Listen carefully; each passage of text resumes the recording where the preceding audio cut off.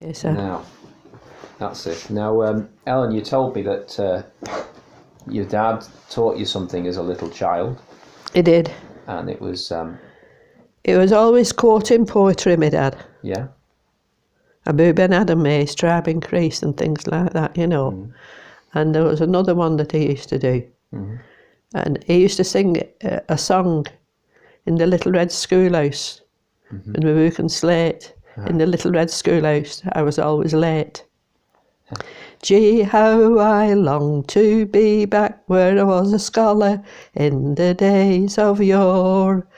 How I used to stand up and holler, 2 and 6 is half a dollar, when we should have been learning about the golden rule. Our little hearts were yearning for the swimming pool. We could hardly wait to hear the 4 o'clock bell. The moment that we heard it, we would run like herrings. Oh gee, along to me in the little red schoolhouse. Just as the singing lesson had begun, someone threw an inkwell just for fun. It hit the teacher with a terrible slap. She turned round saying, "Who did that?" Pretty little Percy in the very front row put up his hand saying, "Teacher, I know." Johnny Green, to the teacher's pride, said, "Just thee wait till I get the outside of the little red schoolhouse." Yeah. Oh dear. But So, this one, Abu Ben Adam, yes. he said it one night and I liked it. And my mother, she wasn't keen on poetry at all. But she didn't bother, she just sat down and didn't matter about it. Yeah. And it was a case of, well, Abu Ben Adam, may his tribe increase. I'm sure there'll be lots of people who know that.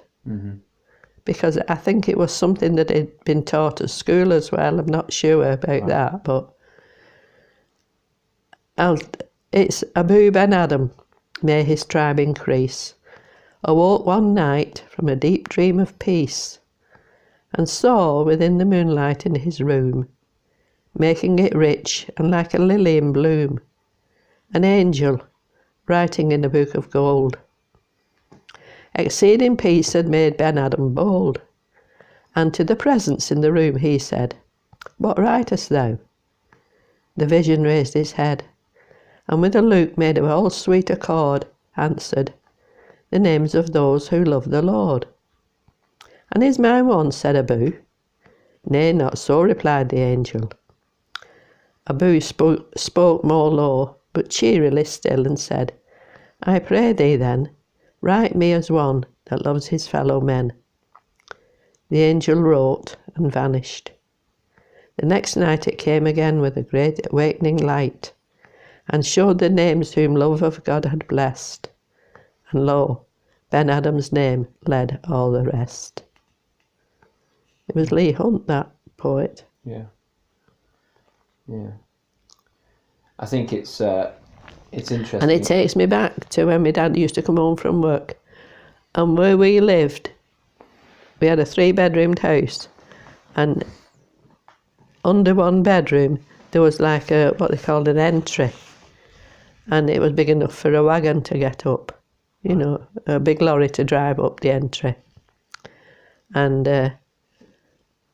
when he got up there, we could hear his feet then coming back in the garden, you know, through pen, as they called it. It was a garden then, with which he'd dug over to make vegetables for us and what have you, like everybody did. Yes, and I could hear his feet coming. And I used to be getting excited because I knew he was going to teach me a bit more about Abu Ben Adam. It's funny what you remember, isn't it? It is, yeah. It's lovely. And when it was Friday night was a good night for all the kids whose fathers were at work, because they used to get the Friday's pennies. Yes. But I didn't get a Friday's penny. I got 3 new pennies every Friday night. Oh, well. And I used to go out Sunday morning, put my penny in the church, so that left me with 2pence. I used to go in the shop and buy a drink, a penny drink they called it, but it was more than a penny, you know, it was a big glass full. And sweets, oh goodness knows what. Yeah. And then we'd go out and share the toffees with the other kids. Lovely. But yeah. they used to weigh this toffee out, break it with a little hammer and weigh it. And then it'd say, oh, one, you can have a bit extra. For the money. Yeah. Very good. Yeah. I know. It was nice. There was another shop too, called Walsh's. And that was kept by 2 old ladies, sisters. And they used to have their sweets in glass dishes all over. Well, a bit of toffee they had left, because there wasn't much toffee then. Yeah. And it was on the, in the window, did a big flat window, and it was in these dishes. So we used to go in there sometimes instead of going into the other shop. And they were good, you know, with the sweets, giving people sweets. Yeah. The name was Walsh, the Mrs. Walsh. Yeah. And I used to say, has it not got a wedding ring on? My mother used to say, the Mrs. M-I-S-S-E-S, not Mrs. M-R-S. Okay. You know. Then I went to learn the piano. And I was doing all right with it. And they brought that song out, Lily Marlene. And I was going for my lessons. And then this letter came through the door. 4 o'clock it was. Right. I'd just got in from school. And my Nana, my mother's mother, we called her Nana. Yeah. She'd just gone out of the front door to go home to get teas ready for him. And my mother picked this letter up and she screamed. Right. And it was his death warrant. Oh, right. And that morning we had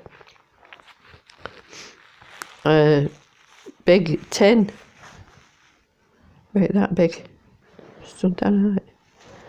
And it was stuffed with all sorts.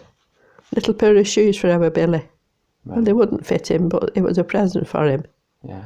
A pair of earrings for my mother, which she didn't wear. She wasn't one for earrings, but he must have thought, well, I'll buy them, you know. And little gifts like that. And it had come from Egypt. Right. That tin. Oh, yeah. So my dad must have sent it from Egypt. Right. So that proves that they were where he said they were. Yeah. Yeah. So he'd sent it, had he? No. And then he said, don't write to this address because we won't be there anymore, we're on the move. Yeah. And he was on the move, they were going to Italy. And I think my sister has those earrings yet. Yeah, yeah. That you bought. Little pair of shoes. Yeah. And the nuts and all things like that. He'd sent. Yeah. He was obviously thinking of you all when he was away. Oh, he was. Yeah. He was a proper dad. No.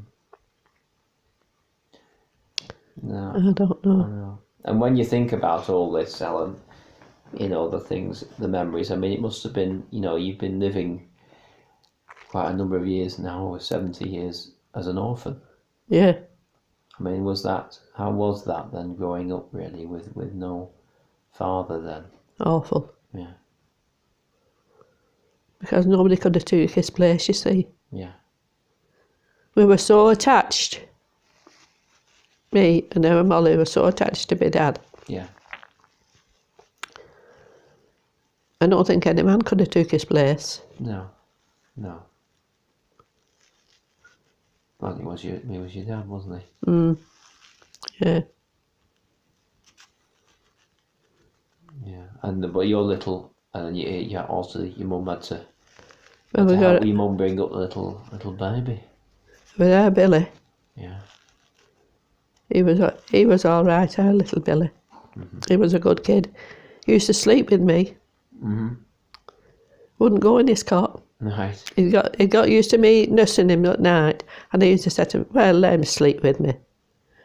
And then I learned later on from my sister-in-law, she said to me, she said, your Bill used to sleep with you when he was little, wouldn't he? I said, yes. I said, up to him being about 3, something like that. She said, well, she said, do you know I used to go to sleep on your arm, playing with a particular freckle that you had on your arm. Oh dear. Yeah. Playing like that, yeah. Yeah, so I said to him, I said, what was that freckle you used? He said, it was on your right arm. He said, and I used to play with it till I dozed off. Funny, isn't it, what you find out? Yeah, I know. No. Playing with a freckle on your arm.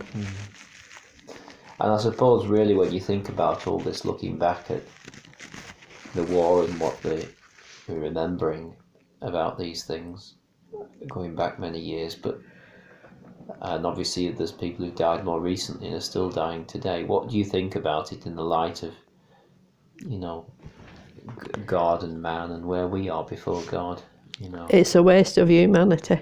Yeah. It is, it's a waste of humanity because there's nobody wins. No.